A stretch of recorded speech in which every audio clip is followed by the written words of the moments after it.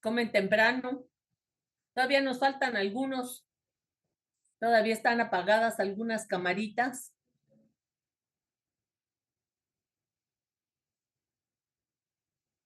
Bueno, entonces hasta ahorita lo que ya llevamos, pues vimos lo que serían los protectores gástricos, ¿sí? Vamos a ver, ya cuando veamos el tema más en fondo, vamos a ver que tenemos los que actúan a favor y los que actúan en contra. De los factores que actúan en favor, pues es el crecimiento del epitelio. Los factores de crecimiento son las prostaglandinas, son el moco principalmente y otros factores. Y aquí en contra principalmente es el ácido clorhídrico, la gastrina, el pepsinógeno, los AINES, el alcohol.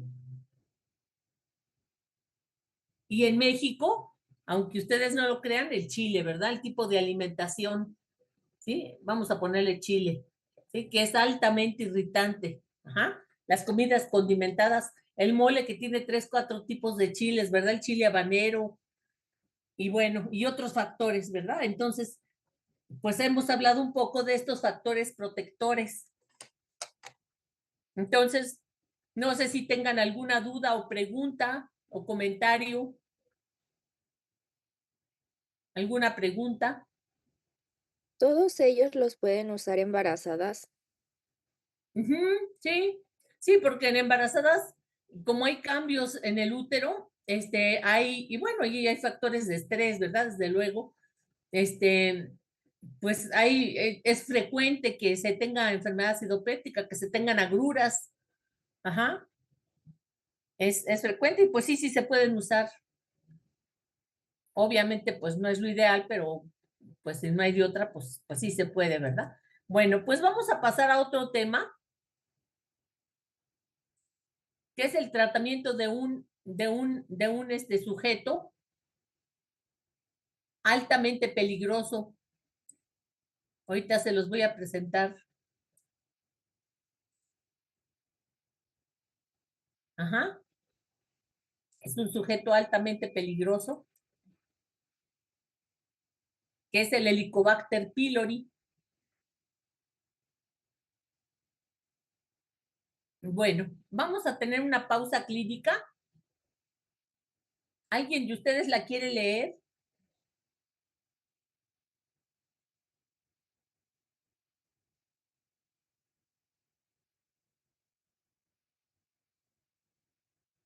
Bueno, se trata de una paciente, es esta jovencita que tiene 14 años, es referida por primera vez a gastropediatría, tiene antecedentes de dolor abdominal recurrente de varios meses, tiene caquexia, tenía la talla de una niña de 10 años,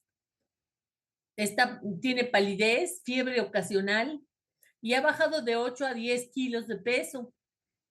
Como ven ustedes, esta jovencita, pues más que tener bulimia, pues tiene, por su fisonomía, parece pues así como de las personas o migrantes o personas que andan pues vendiendo, ¿no? En los tianguis o así, o sea, pues quizás con condiciones socioeconómicas bajas, ¿no?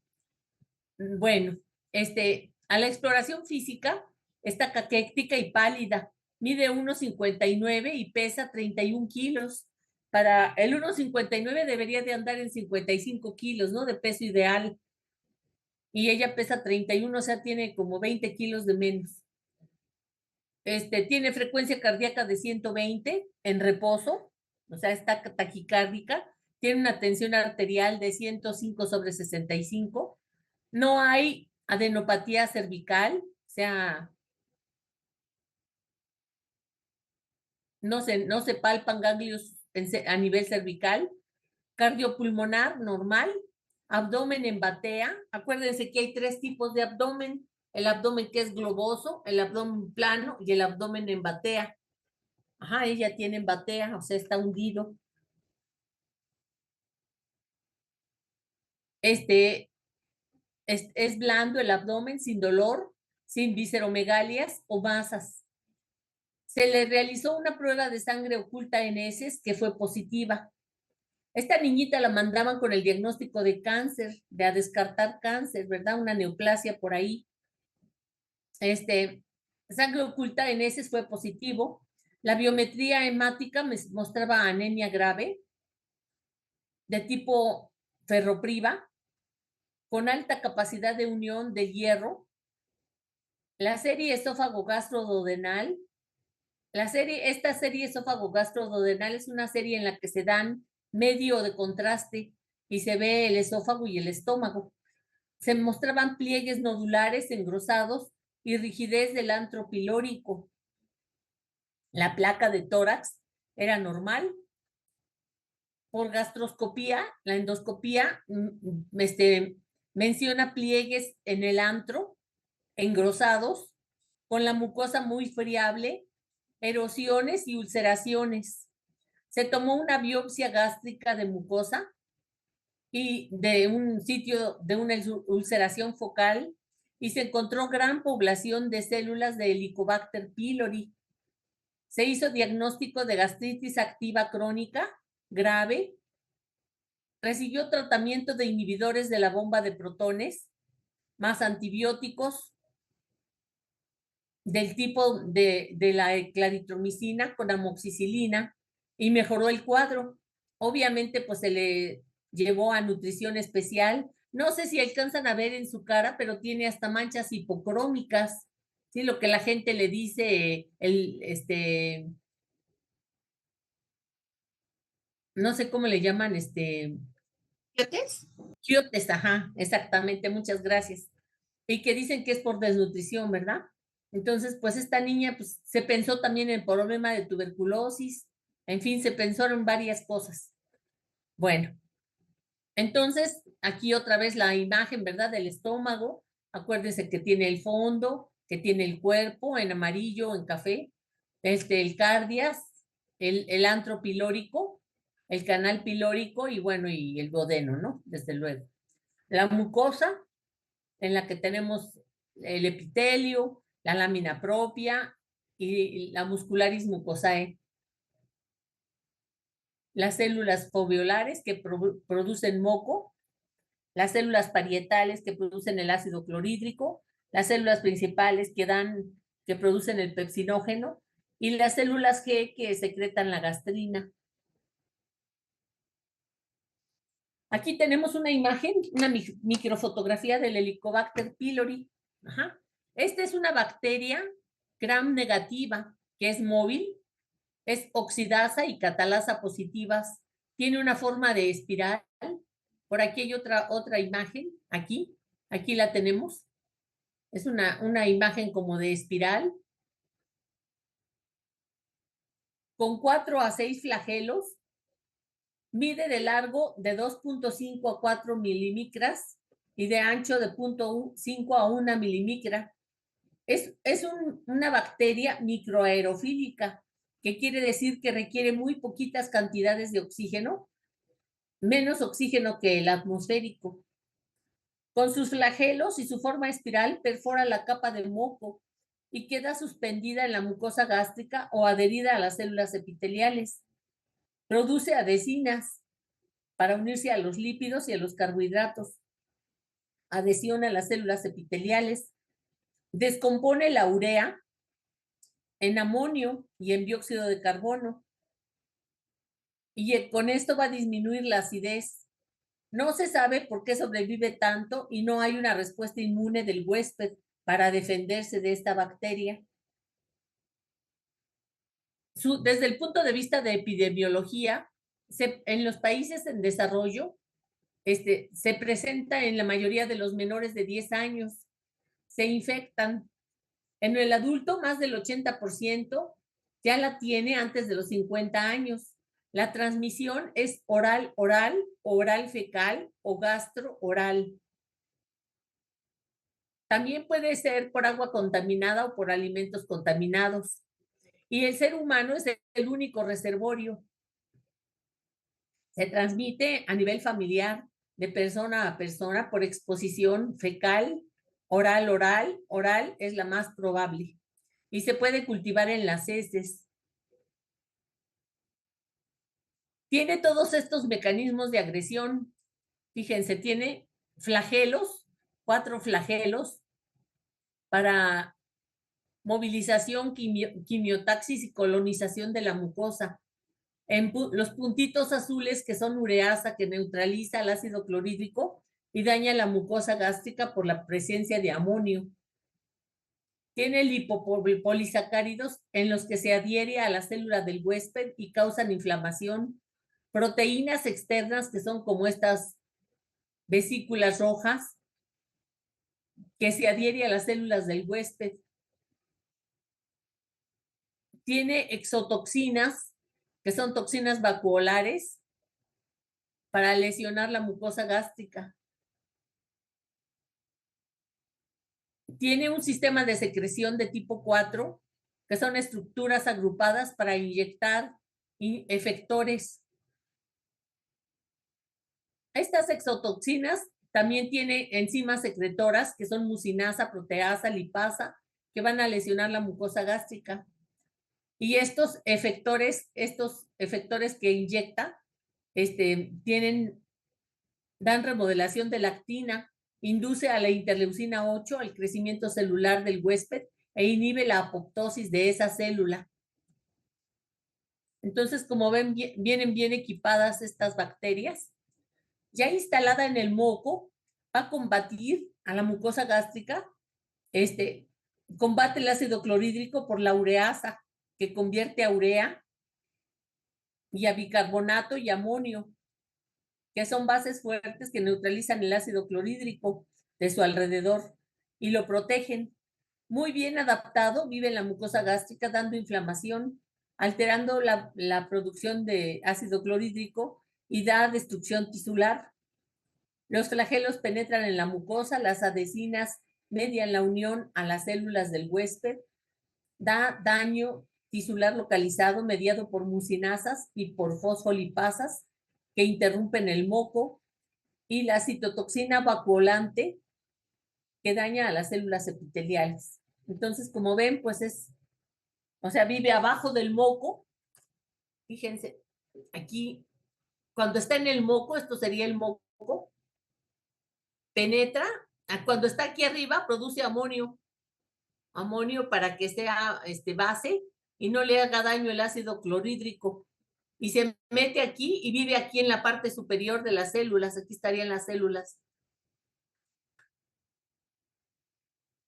Los síntomas van a dar dolor abdominal, ardor, sobre todo cuando hay estómago vacío, dolor nocturno, que es más común, disminución del apetito, pérdida de peso, acidez, indigestión, y pueden dar dispepsia, eructos, náuseas, vómito y sangre en las heces.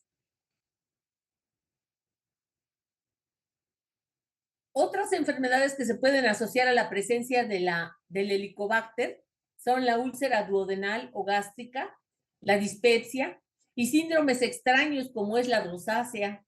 La rosácea es una enfermedad de la piel en la que da manchas hiperémicas. También puede dar fatiga crónica, halitosis crónica. También se asocia a cáncer de estómago, al linfoma MAL, que es un linfoma de tejido linfoide asociado a mucosas. Por diagnósticos de laboratorio, podemos hacer ahí lo que son las pruebas no invasivas y las pruebas invasivas. De las pruebas no invasivas, vamos a tener las pruebas serológicas, que son las que detectan la respuesta inmune en sangre en busca de anticuerpos contra el organismo, que sería la prueba de ELISA. También tenemos la prueba de la urea en el aliento, que es la que se está aquí ejemplificando en esta imagen, que se administra una solución de urea marcada con el hisopo carbono 14 y el dióxido de carbono exhalado posteriormente contiene a este isótopo 14 y se mide. Una lectura alta es igual o sinónimo a Helicobacter pylori. También tenemos el antígeno fecal que detecta antígenos de Helicobacter pylori. La reacción de cadena de polimerasa, PCR, que detecta el Helicobacter pylori en las heces. También la prueba de ureasa, la actividad de la ureasa en el estómago, detecta cualitativamente la infección activa, tiene una sensibilidad y especificidad de más del 90%. Y pruebas invasivas que son la biopsia de la mucosa gástrica o duodenal por endoscopía, el cultivo de la biopsia para pruebas de resistencia a antibióticos que requieren agares seleccionados y periodos de incubación. ¿Hasta aquí alguna duda? ¿No? Bueno, aquí estamos viendo el cultivo. Ajá. Cultivo. La erradicación, tenemos dos tipos de esquema. Ajá. Erradicación. Tenemos esquema triple y esquema cuádruple.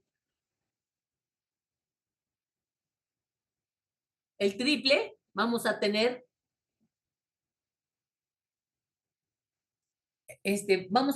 combinaciones de antibiótico. Ajá. Podemos dar subsalicilato o subcitrato de bismuto, que va a alterar la pared de la bacteria, claritromicina, que inhibe la síntesis de proteínas, la amoxicilina, que altera la pared celular, la tetraciclina, que inhibe la síntesis de proteínas, y el metronidazol, que va a ser por resistencia a la amoxicilina o por intolerancia a alguno de los otros antibióticos. Entonces tenemos el esquema triple. El esquema triple va a ser por 14 días y vamos a dar inhibidor de la bomba de protones, como sería el omeprazol. Vamos a dar la claritromicina.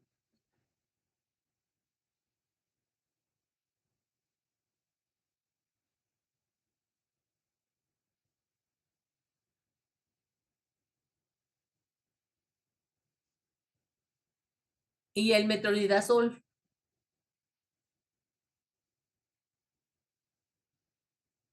El metronidazol.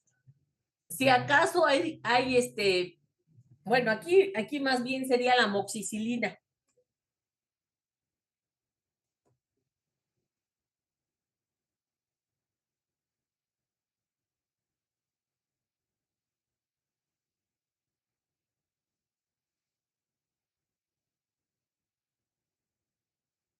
Amoxicilina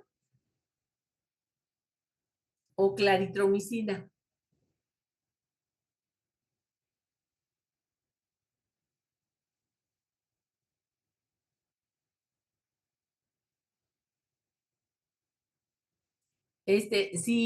Si no se puede dar o claritromicina o amoxicilina, entraría la tetraciclina.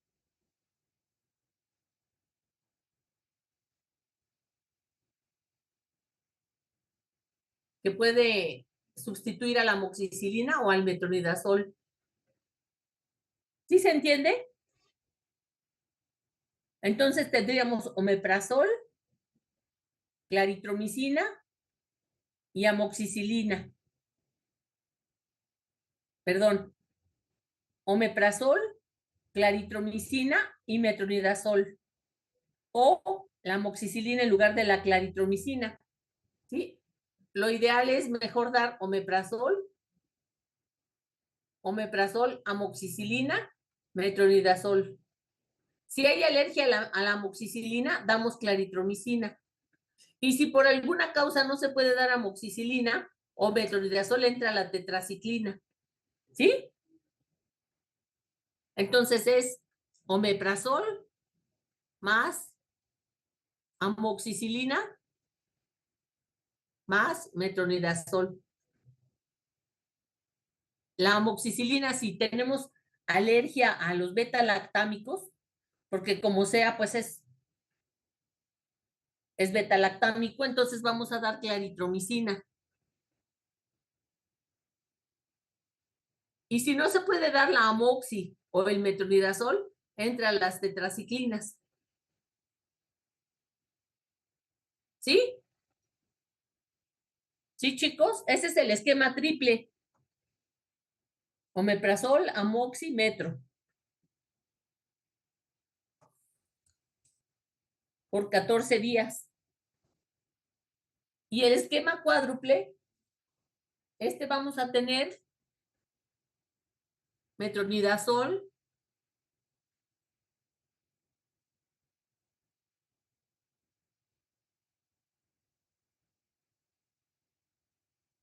subsalicilato de bismuto,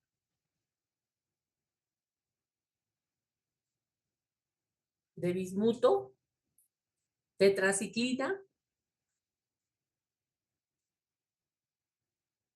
omeprazol.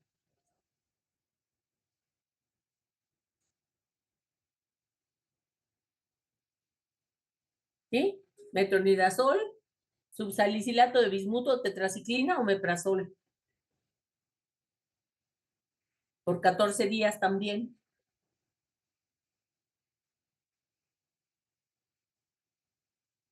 Si no queremos dar omeprazol, podemos dar un antagonista de H2.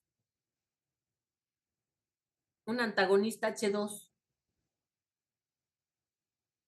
Como sería la ranitidina o la famotidina. Ajá. Entonces, ya los estuches, ya viene un equipo que se llama el IPAC, que va a erradicar, ya trae todo, para erradicar al Helicobacter pylori. Con el primer esquema se logra una erradicación de hasta el 90%. O sea, es muy buena la erradicación. Ajá. Entonces, no sé si tengan alguna pregunta.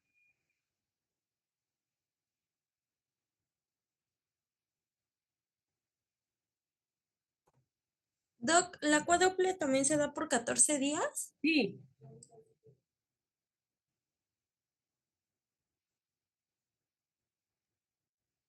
Maestra, tenía una duda, pero del tema anterior. Era ¿Del sobre anterior? el tratamiento, ajá, era sobre el tratamiento del síndrome de la leche alcali, me parece obviamente. Ajá. Pues ahí el principal es suspender pues las bases, ¿no?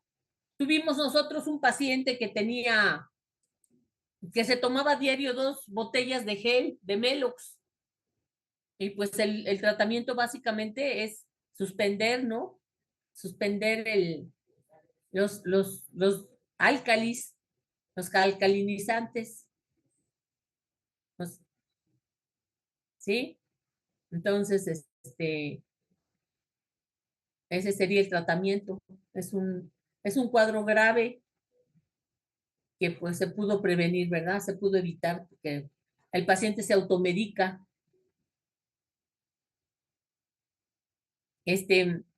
Bueno, les voy a señalar bien el tratamiento. Ajá. Entonces, fíjense, va a ser la claritromicina,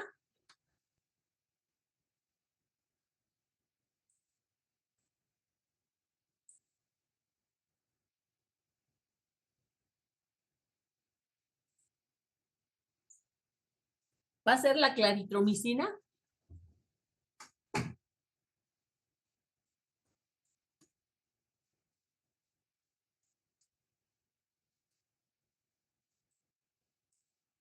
la claritromicina, 500 miligramos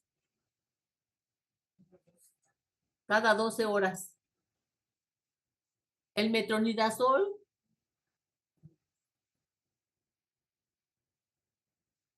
500 miligramos cada 8 horas.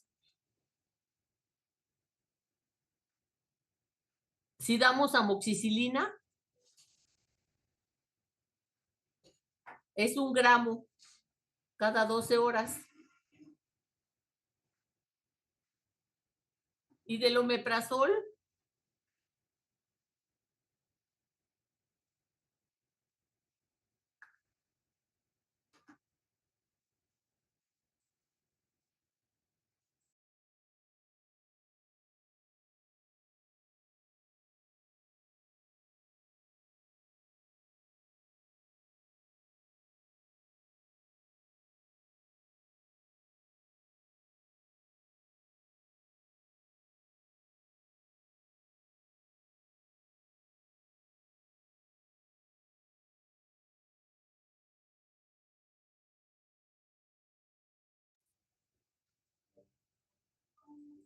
$20 a $40 miligramos cada 24 horas.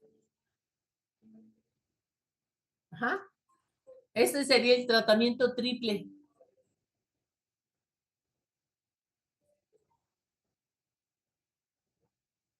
Y en caso de usar la tetraciclina, Ahorita les digo.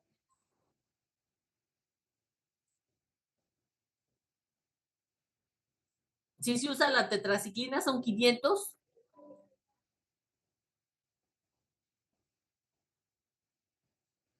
$500 miligramos cada 8 horas. No, cada 6 horas. Ajá. Y el esquema cuádruple,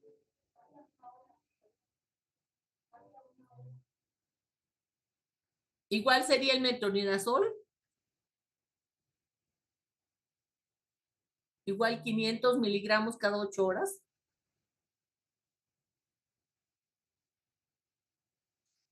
Sería el subsalicilato.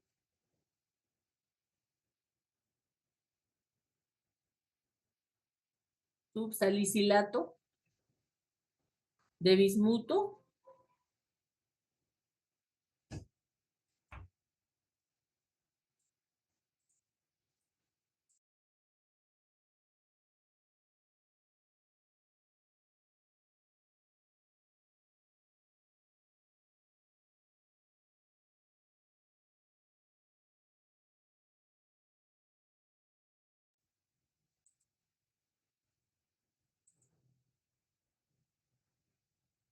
Del subsalicilato son 525 miligramos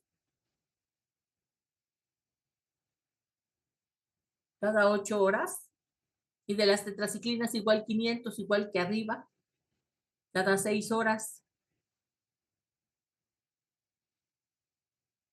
Y bueno, el del omeprazol. Del omeprazol, que son 20, ¿eh? No son 40, son 20 miligramos cada 24. Ajá. Entonces, la tetraciclina queda como, pues como dicen, como comodín para, por si hay, bueno, la moxi se sustituye con la claritro. Y el metronidazol y la claritro pueden ser con la tetraciclina. ¿Sí?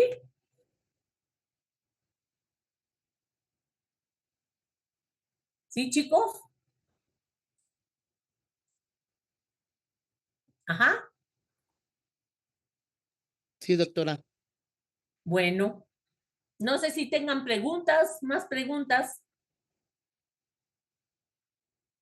Estos materiales se los mandamos el día de hoy.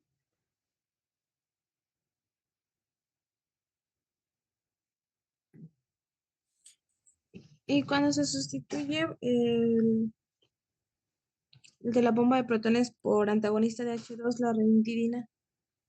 Bueno, vamos a ver que la ranitidina ya no está muy en boga, porque se encontró que estaba un lote, tenía un elemento cancerígeno.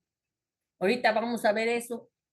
Se usa la famotidina, un antagonista H2. Ahorita es la famotidina la que está en uso. Pero si yo les pregunto cuál va a ser el tratamiento más eficaz que ha demostrado el mayor eficacia para la erradicación del Helicobacter pylori va a decir el triple, claritromicina, un inhibidor de la bomba de protones y la amoxicilina. Ese es como el básico que sigue siendo actualizado, aunque se pueden hacer modificaciones, sobre todo cuando ya allí siempre hay que hacer los controles con endoscopía hasta verificar que ya esté erradicado el Helicobacter. ¿Sí?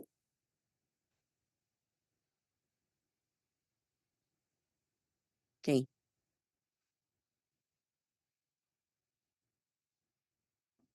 Bueno, Doc, duda. ¿Cuándo dijo que se indicaba el cuádruple? cuando no se puede, Cuando el triple no fue eficaz o que hay también, también modificamos cuando, bueno, hay intolerancia o resistencia a alguno de los fármacos, entonces lo modificamos. Pero en general damos el triple, volvemos a tomar endoscopía, sigue siendo positivo, damos un esquema cuádruple, tenemos que volver a hacer endoscopía, solamente que ya es difícil, pero si saliera de nuevo positivo, hay que hacer cambio de fármacos, porque Oiga, ya Doc, hay resistencias. una duda. Sí, Bueno, es que yo he visto, bueno, en los hospitales que he ido, he visto que muchas veces no cuentan con endoscopio para hacer la endoscopia. Entonces, en ese caso, ¿cómo se podría hacer el diagnóstico? se hace con la prueba del aliento, pero es mucho menos sensible y menos específica. La ventaja de la endoscopía es que nos da realmente qué lesiones hay, cómo está el tubo digestivo. Entonces es el de elección, pero si no, se pueden ir haciendo los controles con prueba del aliento para el Helicobacter pylori, que es una tira reactiva en donde se hace, se le pone ahí el aliento, por eso se llama así, y cambia sus colores, ¿no? Entonces, esa sirve, es buena, pero no es tan específica como la endoscopia. Pero bueno, pues se puede hacer. Ahora, aquí a lo mejor, doctora, valdría la pena, a ver, quien quiera contestarme. ¿En quién voy a sospechar que pudiera tener Helicobacter pylori? A diferencia de que la mayoría, esta es una bacteria, ¿no? A diferencia de que en la mayoría de los pacientes, pues, identificamos una infección bacteriana por la fiebre, por los síntomas, aquí no. Entonces, ¿cómo sospecho? A ver, William, aunque no es cardio, pero a ver, ¿cómo sospecho en un paciente que tuviera el Helicobacter pylori?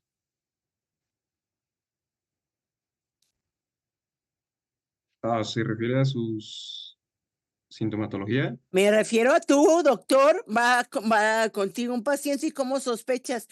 Usted puede tener Helicobacter pylori, ¿cómo que por qué? Que ustedes tenían que haber hecho esas preguntas, ¿no? Pero pues no las hacen, pues que sí que lo entienden perfecto.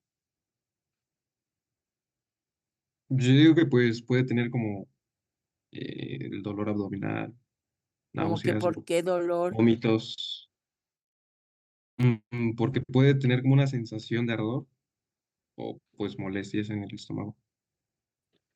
pero también lo puede tener un ERGE, ¿no? Una enfermedad por reflujo gastroesofágico. También nos da esos síntomas. O una gastritis, agruras, dispepsia. A ver, David. Porque hay hematemesis y melena, ¿no? No, eso ya es un sangrado de tubo digestivo, ahí ya se perforó la úlcera, eso no es helicobacter, eso es perforación de úlcera o ya úlcera sangrante. A ver, esto es muy importante, la enfermedad ácido péptica puede ir desde una acidez hasta sangrados de tubo digestivo por las úlceras. A ver, Brenda. Bueno, yo podría ser en el caso de la gastritis y de la úlcera péptica, que se llegue a presentar náuseas, en este caso, como en la imagen que nos había mostrado la doctora al principio de la niña, me parece que podría ser un signo como de anorexia, dolor epigástrico, vómitos, los eructos. Todos esos datos son de una enfermedad acidopéptica. Puede ser gastritis, duodenitis o enfermedad, o ERGE, enfermedad por reflujo gastroesofágico. Da síntomas similares. A ver, esto ustedes lo tienen que tener claro. Esto da síntomas similares en toda la enfermedad acidopéptica. Puede haber náuseas, gastritis, dolor, pirosis, náuseas, vómitos. El grado, ustedes me están hablando de gravedad, ¿no? De una enfermedad acidopéptica leve, pues nomás igual fueron agruras después de una comilona de ácidos o de irritantes. Pues eso está, a ver, quiero que quede muy claro esto. El que tenga Helicobacter pylori no es que sea más grave o menos grave en sus síntomas. El Helicobacter pylori no nos habla de gravedad. A ver, Lorena, ¿ibas a decir algo o ya no? Bueno, es que no sé si podría también considerarse aquí la parte epidemiológica Claro. de los antecedentes del paciente, de si vive en un lugar de hacinamiento, que esté en contacto con aguas que estén pues no limpias, contaminadas, o en países de vías de desarrollo. Entonces, pues esto va Y también nuestro México es un país en vía de desarrollo. Todo Ajá. desde el norte hasta el sur, somos un país en vías de desarrollo con hábitos alimenticios terriblemente malos. Pero a ver, otra vez va. La presencia de Helicobacter pylori no significa que sea más leve o más grave la enfermedad acidopéptica. Solo es otra causa más de enfermedad acidopéptica. Dijimos que puede haber muchas causas. Es más, la doctora les recordará, tuvimos un paciente ya grande, y creo que era hasta papá de un médico, que repetía y repetía sus síntomas de enfermedad acidopéptica y seguía con gastritis y seguía. Antes no había tantas endoscopías, ahora ya hacer una endoscopía era muy caro, ya lo encontramos hasta de menos de 2,000 pesos una endoscopía, ¿no? Pero bueno, y el paciente dejó, bueno, ¿qué les digo? Dejó los irritantes. Dejó todo lo que podría ser causa. Decíamos, es el desequilibrio. Porque hay gente que, por ejemplo, nosotros decíamos que íbamos a la sierra, hay gente que come, su base alimenticia son picantes, chile, tortillas, sal y café. Y no tienen gastritis. En cambio, aquí tenemos gente, lo vimos en el caso clínico, pero si yo me cuido, ¿no? Si yo más o menos cuido mi alimentación y tiene gastritis, ¿no? Entonces, hay muchas etiologías. Este paciente del que lo platico, bueno, llegó hasta cirugías que antes les digo que no había tanta endoscopía, ahora muchas son de tratamiento endoscópico. Pero antes este señor llegó hasta 2 cirugías, se llama la técnica Bill Ross, para disminuir su acidez y su problema, y no se le quitaba. Hasta que tuvo terapia psicológica, le mandaron a caminar y a vivir como en una vida más tranquilo, se jubiló, ya estaba más tranquilo y esa fue su solución, ¿no? Allí teníamos pues la causa de su estrés, de su gastritis, de su enfermedad acidopéptica, era el estrés. Decíamos, puede tener muchas etiologías. Solo que desde hace 20 años ahora no se tenía tan claro. O sea, se le echaba la culpa a la enfermedad acidopéptica, pues el estrés, la alimentación, los irritantes, pero no se había pensado que pudiera ser infecciosa, que pudiera ser bacteriana. Entonces, hoy ya se tiene perfectamente claro que también que es otra etiología, que también puede ser bacteriana, por este Helicobacter pylori que le gusta, le fascina vivir en la acidez del estómago. Para él, para esa bacteria, su lugar preferido pues es donde haya acidez. Y la mayor acidez de nuestro cuerpo es en el estómago, ¿no? Es un pH de 2.5, mientras o sea, es el sitio más ácido de nuestro cuerpo. Entonces, allí le gusta mucho vivir a esta bacteria. Entonces, justo cuando se veía que había pacientes que ya con tratamientos y no se les quitaba la enfermedad acidopéptica, se sospecha, a lo mejor en el caso de él no es el estrés, ni es que esté comiendo mal, es bacteriana, es infecciosa. Entonces, ¿en quién vamos a sospechar? Primero vamos a dar un tratamiento de gastritis, ¿no? Ante los síntomas, más guiados por los síntomas que hay. Si ese paciente no se le quita esos síntomas y recurre, a pesar de que tenga los cambios de hábitos, porque si sigue comiendo tacos de salsa, pues, y sigue estresado, bueno, pues va a seguir los síntomas, ¿no? Pero si modifica todos esos hábitos, esos higiénico-dietéticos, y sigue con la sintomatología, allí sospechamos. Igual este paciente ya modificó, ya tuvo tratamiento para la enfermedad acidopéptica y sigue con los síntomas, sospechamos. Muy casi seguro que tiene Helicobacter pylori, ¿sí? Y entonces hay que dar esquema de erradicación.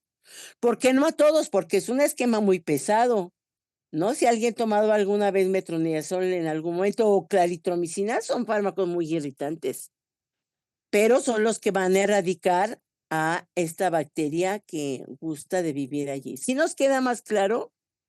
Entonces, ¿en quién vamos a sospechar? En gastritis crónicas, en enfermedad acidopéptica crónica, que ya modificó los factores, que ya tuvo un tratamiento con inhibidores de la bomba, a lo mejor por 3 semanas, que ya modificó todos los factores causantes y sigue con el problema, hay que descartar el Helicobacter pylori. ¿Sí? Sí nos queda como un poquito más comprensible. Esto es muy importante porque esto es muy recurrente, pero no todos son Helicobacter pylori. O no dejemos de pensar en que pues esa gastritis puede ser de origen infeccioso. ¿Sí? Bueno, ojalá y sí. Podemos continuar, yo creo, doctora. Muy bien, doctora Reyes. Bueno, pues vamos a pasar a otro tema. Ahora vamos a pasar precisamente al tema de la enfermedad acidopéptica como tal. Y bueno, pues ya terminaríamos, yo creo que el próximo jueves.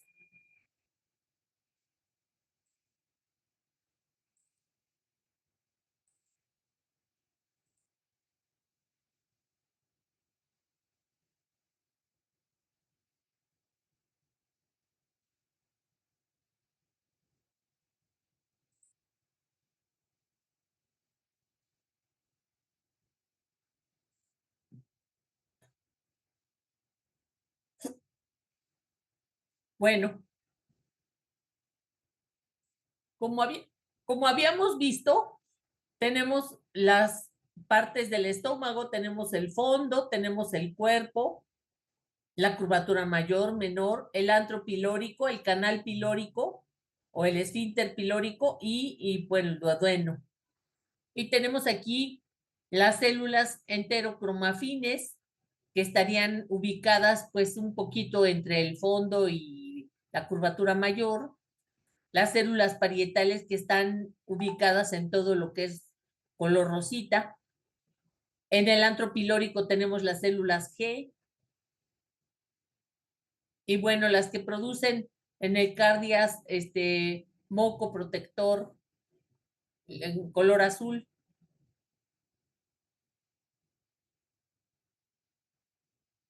Aquí tenemos igual la célula, la bomba de protones con su receptor muscarínico, el de la gastrina o colecistocinina 2 y receptores H2 de histamina.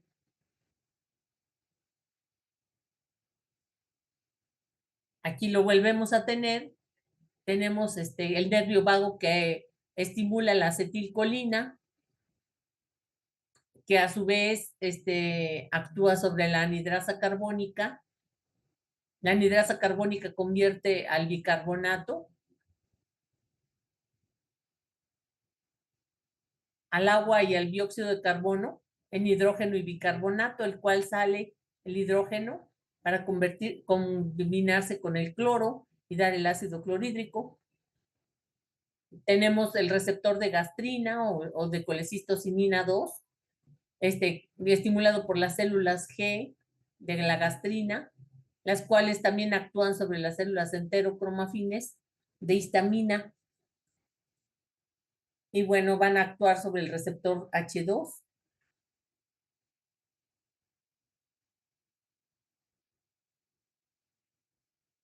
Bueno, aquí tenemos un dibujito de la síntesis, de la producción del ácido clorhídrico o de su síntesis. Tenemos aquí el vaso sanguíneo, el cual, del cual va a salir un cloro.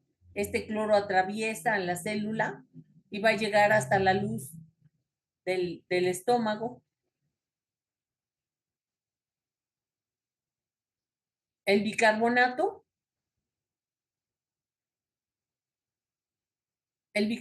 que está aquí en color moradito, que se forma del bicarbonato por la descomposición o por la formación del agua y del dióxido de carbono, que va a dar un paso intermedio rápido de ácido carbónico, el cual vuelve a producirse en bicarbonato, que va a pasar a formar parte del vaso sanguíneo de la marea alcalina. Tenemos los receptores de acetilcolina, gastrina e histamina. Aquí tenemos el ácido carbónico que va a liberar un hidrógeno, el cual va a salir por la bomba de protones para combinarse con el ácido clorhídrico. Está el potasio. El potasio sale, está entrando y saliendo para intercambiarse por el hidrógeno. Y bueno, y el agua que está aquí circulando, ¿verdad? Entonces, más o menos, ¿sí? ¿Se entendería un poco o no mucho? O más o menos. O sea, tenemos en la célula, tenemos anhidrasa carbónica que ayuda a que el agua con el dióxido de carbono se forme en bicarbonato, por un lado, y por otro lado se forma ácido carbónico que libera el hidrógeno, el cual el hidrógeno va a salir, pues, a formar parte con el ácido clorhídrico, a unirse.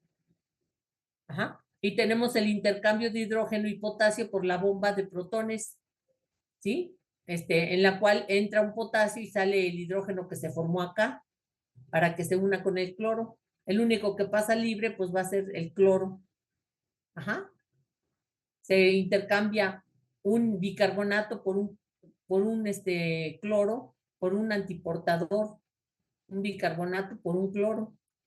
Aquí se está llevando a cabo este intercambio. ¿Sí? Bueno, tenemos la protección gástrica. El estómago está protegido por el moco, que es producido por las células foveolares, promovido también por la prostaglandina. Si hay un desbalance entre el moco y el ácido, pues se puede dar lo que es la gastritis crónica o la úlcera gástrica. También tenemos lo que se llama el síndrome de Zollinger-Ellison, que es un tumor productor de gastrina, que generalmente está en el duodeno. También tenemos el esfínter esofágico inferior. Va a prevenir el reflujo de ácido hacia el esófago. Si se pierde, va a haber reflujo de ácido en la parte baja del esófago y esto va a erosionar el recubrimiento del esófago y favorecer la enfermedad por reflujo gastroesofágico. Y acuérdense que esta enfermedad, este reflujo, si es crónico, va a ser lo que va a dar el esófago de Barrett. No sé si lo han oído. ¿Sí lo han oído? Sí, Doc. Sí, que es una metaplasia. También tuvimos una de sus compañeras de hace ya muchos años que tenía esófago de Barrett. También hemos tenido varios. Bueno, la enfermedad acidopéptica.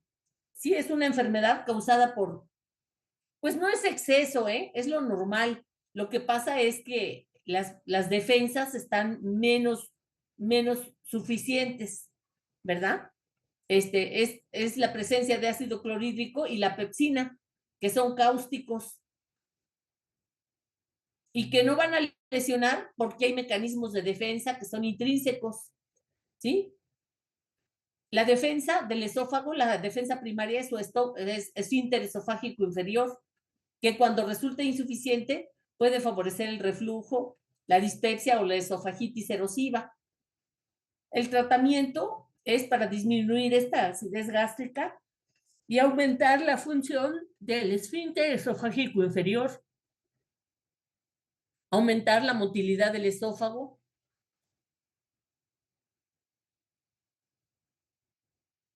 aumentar la protección de la mucosa gástrica mediante las prostaglandinas y el óxido nítrico.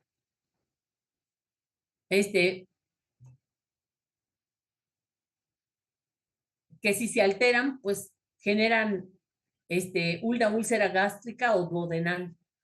¿Sí? El tratamiento para disminuir la acidez y aumentar las defensas de la mucosa gástrica.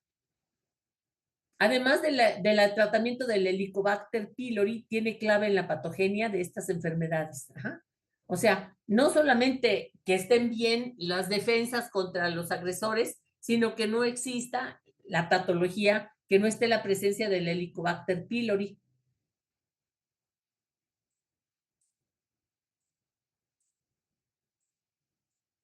Bueno, aquí tenemos la regulación fisiológica y farmacológica de la secreción gástrica.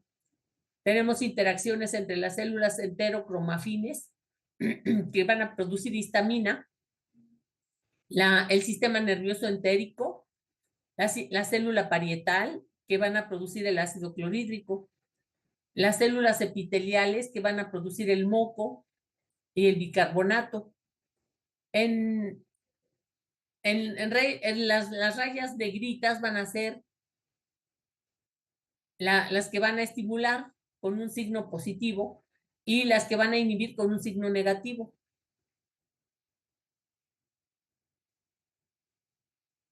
Tenemos las fibras de acetilcolina del nervio vago, tenemos agonistas y receptores de acetilcolina, receptores muscarínicos y nicotínicos, receptores de gastrina, de colecistocinina 2, receptores de histamina, de prostaglandina GE2 y EP3, perdón.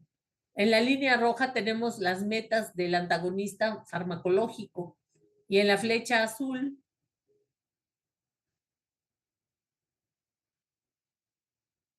los fármacos que intensifican una vía fisiológica. En rojo los fármacos para enfermedad acidopéptica y los AINES que producen úlceras por inhibición de la COX. Entonces aquí pues tenemos los fármacos, ¿verdad? El Helicobacter pylori y todos los inhibidores de la bomba de protones.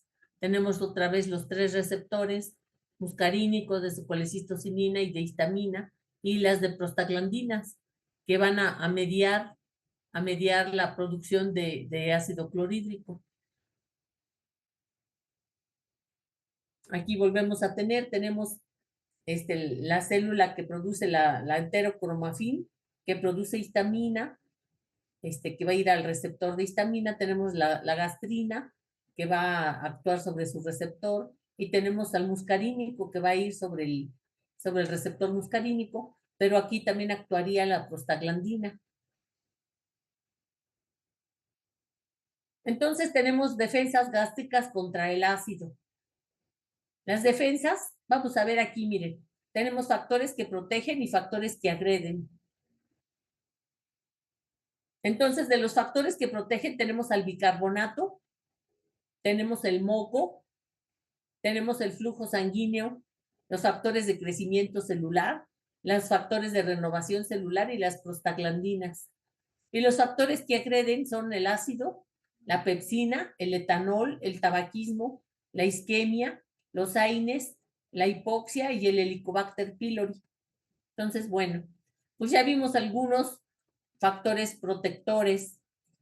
Entonces, la concentración aumentada de hidrógeno exige mecanismos de defensa para que protejan al estómago y al esófago.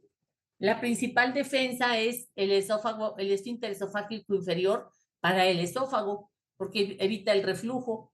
El estómago se protege con el flujo sanguíneo y por la actividad metabólica del oxígeno. El moco protege a las células epiteliales al atrapar el bicarbonato secretado en la superficie. El moco es soluble, pero forma un gel insoluble que reviste esta superficie mucosa del estómago y hace que se haga lenta la difusión de iones y evita el daño en la mucosa por macromoléculas como la pepsina. La producción de moco es a su vez estimulada por las prostaglandinas E2 e I2, que disminuyen el ácido clorhídrico. Y obviamente fármacos que disminuyen estas prostaglandinas, como los AINES, como el alcohol etílico, pues van a disminuir la producción de moco, predisponiendo a enfermedad acidopéptica. ¿Quién quiere leer esta pausa clínica? Yo lo ayudo, doc. A ver. Paciente de 40 años, obrero, acude a urgencias por epigastralgia que disminuye al comer, hematemesis, melena, bajo de peso. Antecedentes personales patológicos, fuma 20 paquetes al año, dolor lumbar de 1 año, devolución, toma ibuprofeno.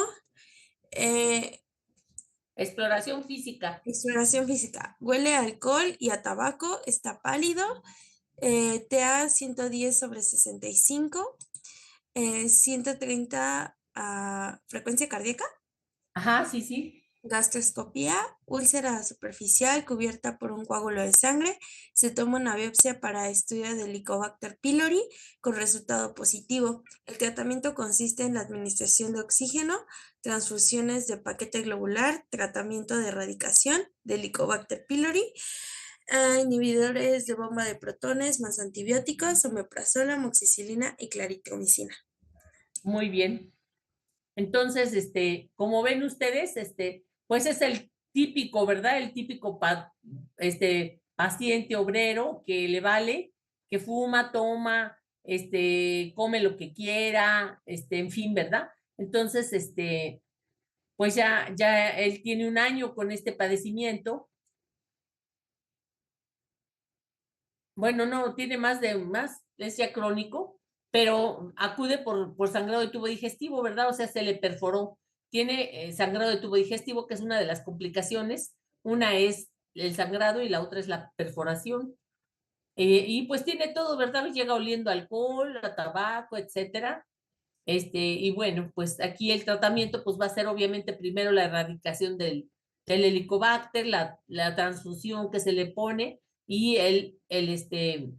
y ponerle soluciones. Está en urgencia, tiene una hematemesis, ¿verdad? Y melena. Bueno, entonces, muchas gracias.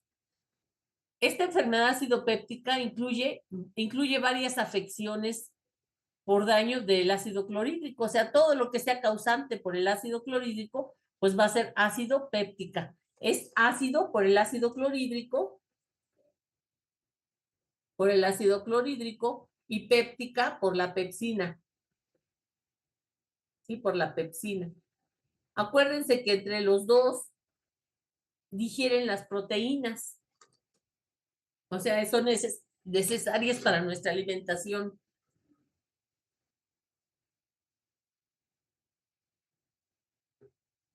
Incluye varias enfermedades o varias entidades nosológicas. Así, hablando muy propiamente, ¿verdad? La enfermedad por reflujo gastroesofágico, la úlcera péptica o duodenal, gástrica, o duodenal, que son las más frecuentes y que pueden incluir la presencia del Helicobacter pylori. Favorecen a que se presenten los AINES, ¿verdad? El consumo de AINES de corticoides y obviamente el estrés. El dolor epigástrico es síntoma clínico típico. En personas menores de 60 años se da tratamiento para Helicobacter pylori o inhibidores de la bomba de protones. Como les decía la doctora Reyes, se da el tratamiento de inhibidores de la bomba de protones y cuando no se mejora, ese sería indicación para hacer una endoscopía y buscar Helicobacter pylori. Ajá. Si son mayores de 60 años, hay mayor riesgo de malignidad y aquí recomiendan la endoscopía y la toma de biopsias. El tratamiento implica el control de síntomas, disminuir la producción de ácido clorhídrico, erradicar el Helicobacter pylori y retirar las causas. Estos inhibidores de la bomba de protones van a disminuir la producción de ácido clorhídrico y se continúan por 4 a 8 semanas después de la erradicación del Helicobacter y se dan para mantenimiento si los síntomas reaparecen. El tratamiento quirúrgico ya vamos a ver cuándo está indicado y hay que hacer vigilancia endoscópica. Si los síntomas persisten o se sospecha neoplasia.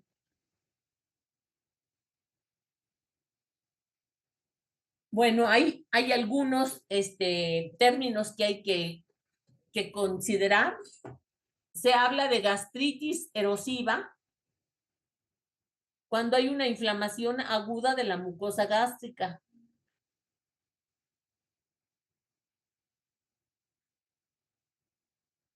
Que no se extiende más allá de la muscularis mucosae.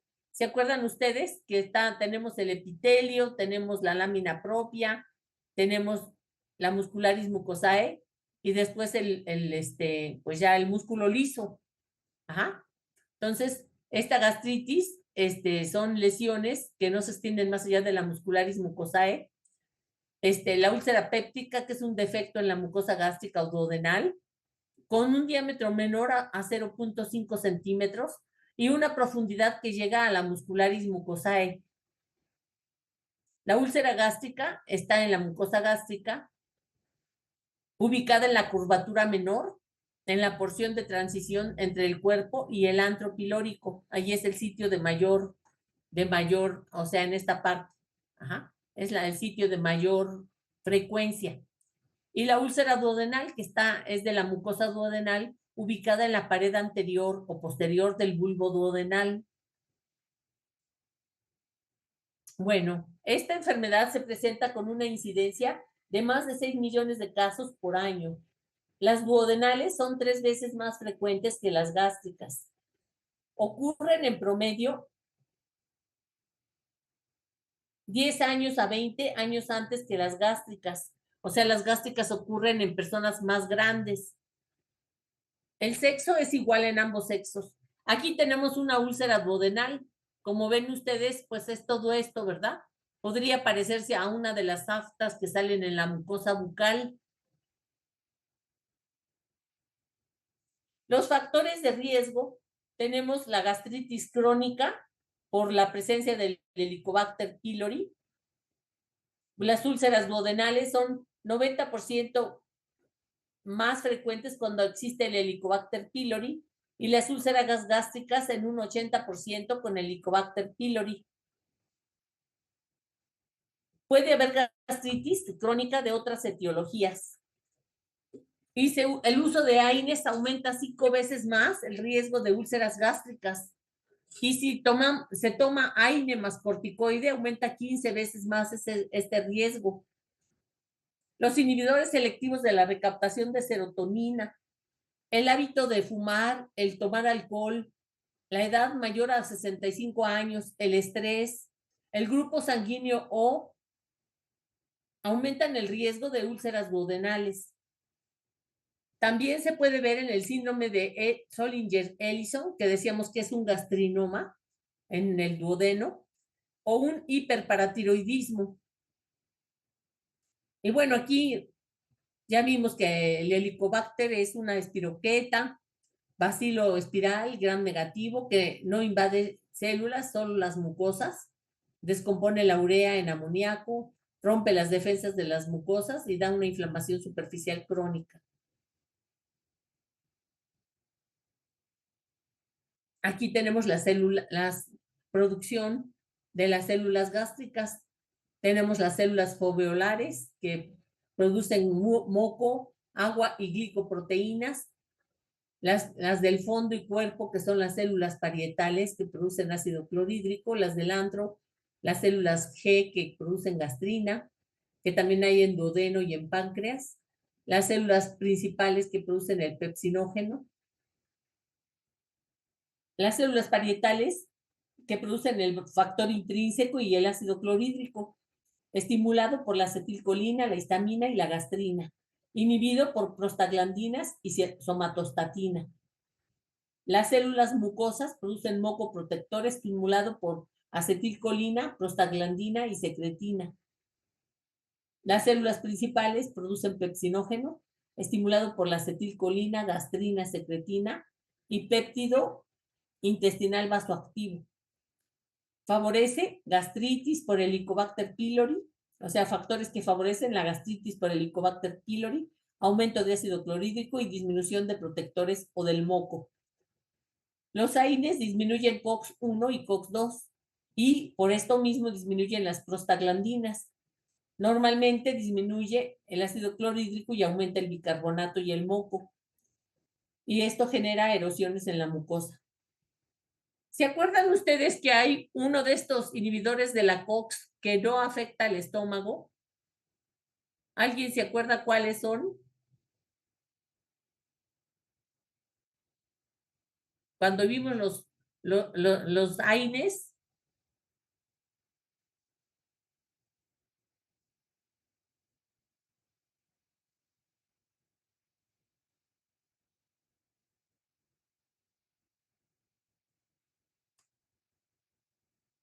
Exacto, Quique.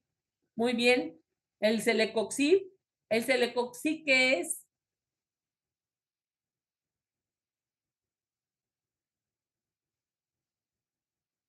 ¿Se acuerdan que tenemos COX-1 y COX-2? Es selectivo, ¿no? Exacto. El COX-1 es el habitual, ¿sí? El constitucional. Y el COX-2 es el inducible. O sea, si no hay inflamación, pues no hay COX-2. Entonces, si usamos un COX-2, como el celecoxib, este no nos va a dar lesión en estómago. Ajá. Entonces, en los pacientes que tienen necesidad de usar un AINE por más tiempo, como por ejemplo una artritis, pues cualquier problema musculoesquelético, podemos usar un COX-2, ¿verdad? Un inhibidor COX-2. Muy bien. Bueno, aquí está la secreción gástrica. Tenemos pues la bomba de protones, ¿verdad? Aquí tenemos la histamina con el receptor H2, la acetilcolina M3 y la colecistocinina, también por la histamina y por la gastrina, que van a producir pues esta salida de hidrógeno y el regreso del potasio por la bomba y el cloro, ¿verdad? ¿Se acuerdan que salía el cloro por intercambio del bicarbonato?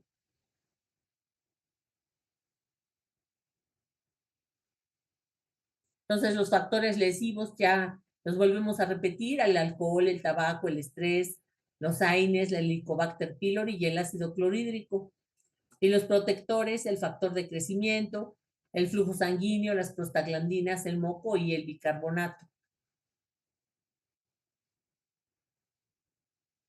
Tenemos aquí algunos hallazgos clínicos especiales. Ajá. Tenemos hallazgos,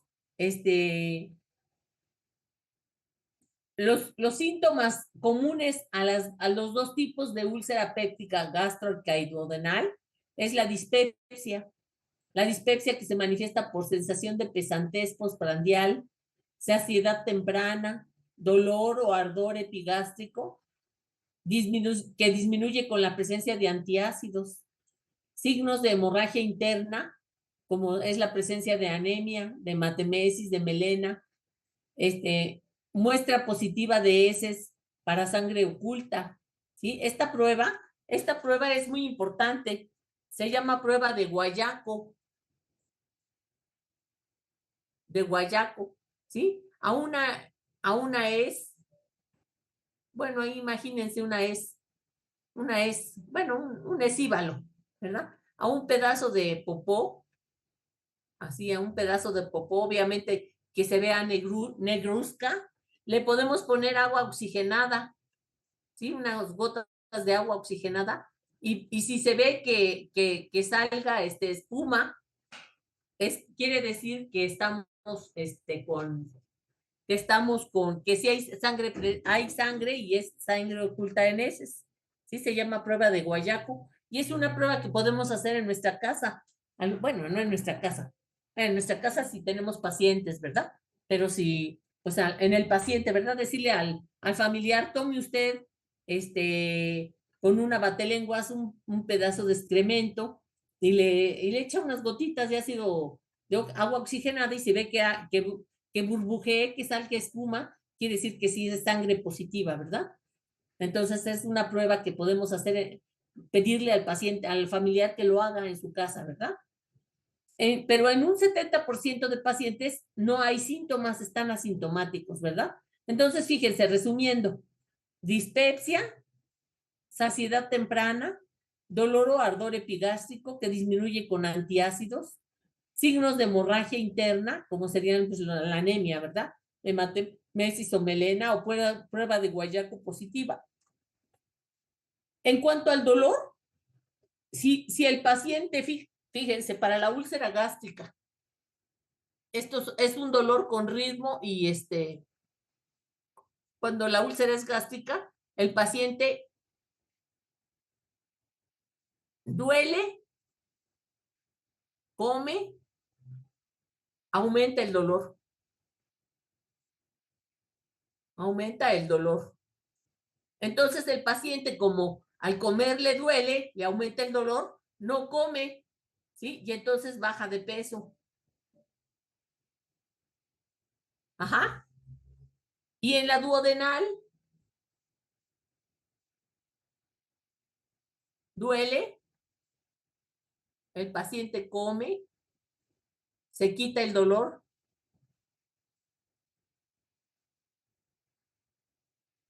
Entonces el paciente aumenta de peso porque come más seguido. ¿Sí se entiende? Tiene ritmo y periodicidad estos dolores. Ajá. Entonces, fíjense, la úlcera gástrica, el dolor aumenta poco después de comer y por lo tanto baja de peso. El dolor puede ser nocturno en un 30 o 40%. Y en la úlcera duodenal el dolor aumenta de 2 a 5 horas después de comer. Dolor con estómago vacío, que es dolor de hambre, disminuye con los alimentos. Entonces aumenta de peso el paciente. Y el dolor nocturno se presenta en un 50 a un 80%. Acuérdense que es mucho más frecuente la úlcera duodenal que la gástrica. Y en cuanto a las gastritis, tenemos varios tipos. Y creo yo que con esto terminaríamos, doctora Reyes. Pues todavía, bueno, nada más eso, ¿no? Y bueno, si hubiera dudas. Sí, miren, tenemos la lesión de Dieulafoy, que es un trauma leve de la mucosa gástrica, con hemorragia arterial, submucosa, sangrado de tubo digestivo. Aquí el tratamiento es hemostasia endoscópica y escisión de la mucosa susceptible, ¿sí? Dieulafoy. Luego tenemos las úlceras por estrés, por politrauma, ¿sí? Lo que les decíamos de las quemaduras. Pacientes con politrauma por cirugías mayores, insuficiencia respiratoria o sistémica, inflamación, insuficiencia renal crónica o quemaduras, con hipovolemia plasmática, con una disminución del flujo gástrico, con hipoxia a nivel del epitelio de la mucosa gástrica y pérdida de la barrera mucosa normal. Estas son úlceras por estrés. Tenemos las úlceras de Cushing, secundarias a lesión cerebral, con un aumento del estímulo vagal, con un aumento en la producción de ácido clorhídrico y un aumento en la liberación de acetilcolina. Las úlceras de Curling, por quemaduras extensas. Aquí el tratamiento es profilaxis. O sea, el paciente llega, se quemó, llega al hospital y luego se le ponen protectores de la mucosa gástrica, ¿sí? Como el omeprazol y como la metoclopramida. Y gastritis no ulcerosa que nada más se manifiesta por dispepsia, con distensión abdominal, náuseas, eructos, con mayor duración a 3 meses y sin causa orgánica, ¿sí? Que se le llama dispepsia funcional. Entonces, bueno, pues yo creo que ahí nos quedaríamos, doctora Reyes. Bueno, pues vamos a continuar. Revísenlo. Este es un tema muy frecuente, muy importante. Revísenlo. Acuérdense que les hemos insistido en que traten de en su mente ir teniendo ya una mentalidad. ¿Qué necesito? ¿Qué conocimientos necesito saber yo para prescribir? Sí, y ya para poder dar indicaciones, para poder pues dar un tratamiento inteligente a pues a veces familiares, amigos o pacientes, ¿no? Entonces, pues revisen el tema, vamos a continuar el jueves. Yo creo que no terminamos parásito, ¿no, doctora? No. No, y nos faltan O sea, laxantes, y astringentes. faltan, sí, antidiarreicos, sí, nos falta. Entonces, o sea, Para la semana mi que intención es, este viernes también tendríamos clase. Así Ah, doctora, allí vamos a hablar de lo de el artículo. artículo, ajá, Eso está pendiente para ver ajá. si les pudieras mandar el tratamiento. A ver, entonces, esto de la revisión bibliográfica tiene varias fases. Primera fase, que ustedes busquen 2 artículos de interés farmacológico que sean actuales del 2020 a la fecha, que sean de investigación, no 2021, de ¿no? revisión bibliográfica. 2021, ¿no, doctora? Pues 2021, no, 2020 vamos a dejarlo. 2021 a la fecha, que no sean revisión bibliográfica. A ver, Samantha, ¿te queda claro que es una revisión bibliográfica? Ustedes ya llevaron una materia de esto. O alguien, ¿quién me dice? Guri, tú vas. A ver, ajá, Y se sí. hace una recopilación de información a partir de otras fuentes, llámese libros u otros artículos. Sí, es como una recopilación, lo dices muy bien, una recopilación de datos. Por ejemplo, hablan la hipertensión arterial sistémica, tratamientos actuales. Y entonces empiezan a decir, bueno, el tratamiento, y te empiezan a dar el tema de hipertensión y los tratamientos que hay, todas las familias de IE, Casara2, etcétera, etcétera. Eso no, eso es una revisión, ese es el tema, eso ya lo vimos. Tiene que ser de investigación farmacológica. Estudios que se estén haciendo, que se hayan llevado a cabo en un número importante de pacientes y en donde se demostró que esto era bueno o no, que es útil o que es esperanzador, ¿sí? Entonces, tienen que hacer artículos que estén proponiéndonos alternativas de tratamiento farmacológicos. Algo muy importante es que sean pues recientes y que sean validadas, que realmente tengan valor para nuestra prescripción, porque la intención es que eso lo sumemos a nuestro acervo médico y podamos saber que eso lo podemos utilizar o está como proponiéndose y en unos años podrá utilizarse, ¿no? A ver, Alonso. ¿Podemos utilizar metaanálisis? No. No, porque otra vez se juntan muchos cosas que así hicieron y no tiene que ser. Algo que también va muy importante, tiene que ser de New England. Miren, no va a ser lo mismo. Aquí, por ejemplo, todos los residentes, aquí en nuestro país, todos los residentes que salen de su hospital en donde estén haciendo la especialidad, tienen que hacer una tesis, ¿no? Entonces hacen una investigación y hacen una propuesta y como la doctora nos platicó de la raza, o sea, hacen una propuesta y bueno, eso ya lo entregan como investigación o como tesis. Digo, está bien y es valioso, pero no tiene el peso como para que eso nos diga esto sí se utiliza o no se utiliza. ¿Por qué? Porque la investigación, porque una investigación requiere de mucho dinero para que se haga bien, ¿no? Van a ver ustedes artículos como, por ejemplo, un artículo en Perú con unas ratitas y que los investigadores tenían que observar las reacciones, ¿no? Así como observando si movía la colita o no la movía o daba signos de dolor, ¿no? O sea, pues eso es con los recursos que tenemos en Latinoamérica. En cambio, en Estados Unidos, en Inglaterra, hacen con medición de positrones, ¿no? Les ponen las mediciones con positrones o con mediciones muy precisas y muy exactos que realmente nos va a poder dar una aportación en medicina de evidencias. A ver, y Juli. Entonces, ¿solo serían reportes de casos y ensayos clínicos?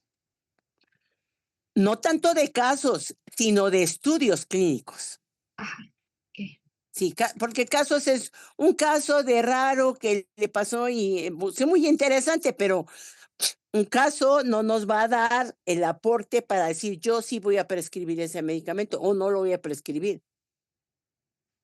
Sino se hizo un estudio de en comparación con un grupo control de 1,500 pacientes y otro grupo control de otros 1,500 pacientes. A uno se le administró esto y al otro grupo era grupo placebo y entonces se demostró esto.